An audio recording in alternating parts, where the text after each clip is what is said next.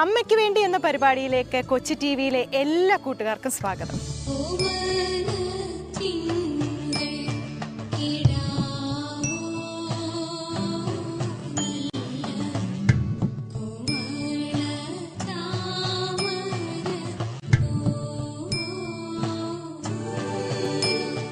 നിങ്ങളൊരു കഥ കേട്ടിട്ടുണ്ടോ? ഒരു ഭൂതത്തിൻ്റെയും അമ്മയുടെയും കഥ. പണ്ടൊരു ഭൂതം ഉണ്ടായിരുന്നു. ഈ ഭൂതത്തിന് കൊച്ചു കുട്ടികളെ, നിങ്ങളെപ്പോലെ കുസൃതി കുടുക്കുകളായിട്ടുള്ള കൊച്ചു കുട്ടികളെ ഭയങ്കര ഇഷ്ടമായിരുന്നു.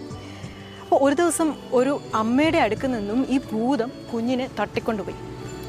അമ്മ വിടുവോ? അമ്മ ഈ ഭൂതത്തിൻ്റെ പുറകെ ഓടി കരഞ്ഞ് അമ്മ ഭൂതത്തിനോട് യാചിച്ചു എൻ്റെ കുഞ്ഞിനെ തിരിച്ചു തരാൻ.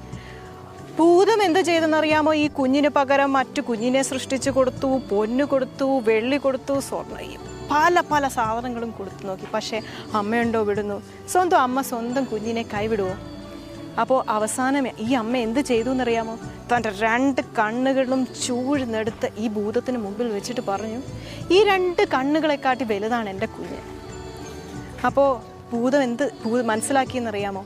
ഒരു അമ്മയുടെ സ്നേഹത്തിൻ്റെ ആഴം ആ ഭൂതത്തിന് മനസ്സിലാകാൻ സാധിച്ചു.